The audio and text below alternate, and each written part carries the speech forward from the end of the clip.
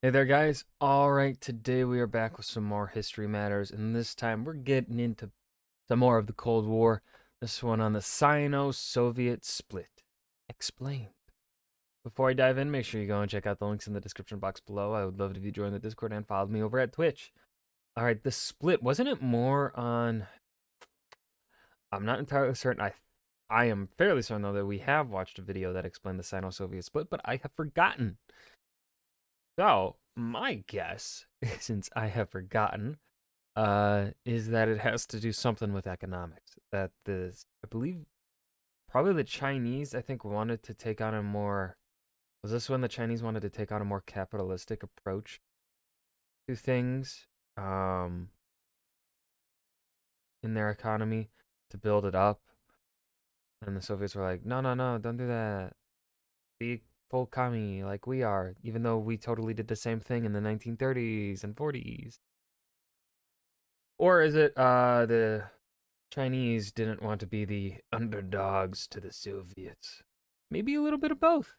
Let's find out. When most people think about the Cold War, they think about two ideological factions vying for global supremacy. What isn't often talked about is the infighting which occurred in both camps. The most important of these conflicts A was the big one. Sino-Soviet split, which saw the People's Republic of China denounce the USSR and go its own way. So what caused the split and what long-term effects did it have? Prior to the Second World War, China was embroiled in a civil war which saw the communists fighting against the Chinese Republic. This conflict was halted when the Japanese invaded and both sides allied against the foreign threat, which was due in part to a great deal of pressure from a certain Joseph Stalin. The Japanese lost, and by the time of their surrender, China looked like this, with the USSR occupying Manchuria, which it promptly handed over to the communists and their leader Mao Zedong. The civil war resumed, and in the end, the communists won, giving the USSR a new powerful ally. Both sides signed a friendship treaty in 1950, and so things were looking up for both of them. Also, unlike the communist states in Eastern Europe, China was an independent nation, and Moscow couldn't appoint or dismiss its leaders nor control its internal policy. Since it was independent, this led to the Chinese leadership applying the communist model in a fundamentally different way to the USSR. Stalinism and Maoism were rapidly diverging, and this difference became even more pronounced when Stalin died and was succeeded by Nikita Khrushchev.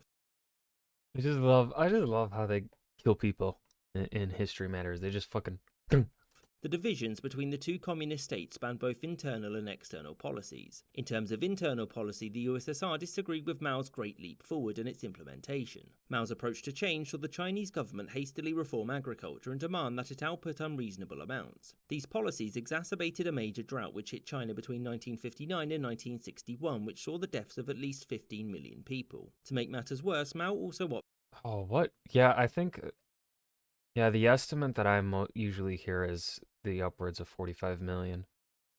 Um, Usually, actually, I think I've heard more 50 to 55 million. Or am I thinking of someone else? No, I think it's this one.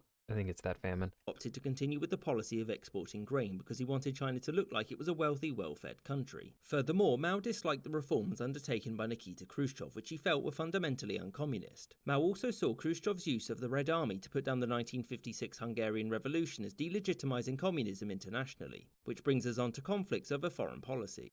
But Mao, don't you do the same thing?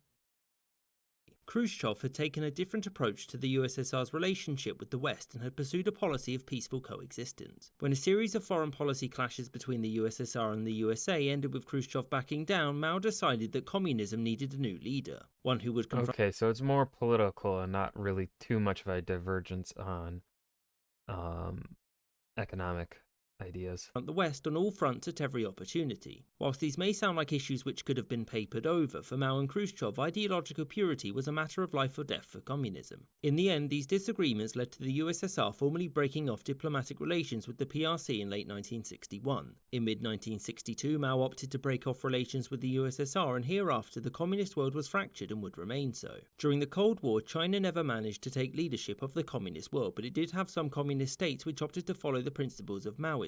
And whilst the division of the communist states of the world was overwhelmingly in favour of the Soviet Union, it did present it with new difficulties. The 1960s saw China embrace a much more aggressive foreign policy, which saw it develop its own nuclear weapons and also fight border conflicts with Taiwan, India and also the USSR. Although in the end, Mao switched from an ideological foreign policy to a pragmatic one, which saw him restore and even improve relations with the US and the West. The People's Republic of China hereafter pursued its own goals, and given that it outlasted the USSR, the Sino Soviet split didn't seem to negatively affect it too much. Yeah. I hope you enjoyed this episode, and thank you for watching with extra.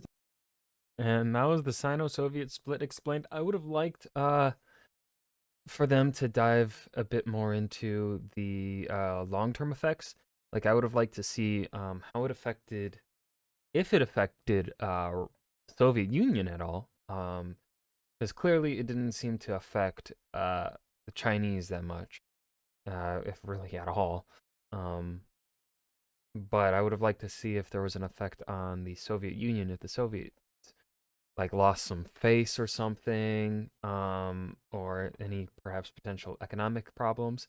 Although it wasn't until the 90s when the Chinese had an economic boom, I think, if I'm remembering things right. Really, though, it wasn't until the 2000s when China took over with its booming economy. In the 90s, I think it was still Japan. Hell, I remember even hearing stuff on the news in the early 2000s where Japan was, like, I think still the consumer making world and not China. And then that switched at, like, I think around the '08 crash. I'm trying to remember things from when I was a fucking kid. But yeah, decent episode overall. I hope you guys enjoyed. Remember to hit that like button and subscribe for more. And I will see you guys in the next video. Peace.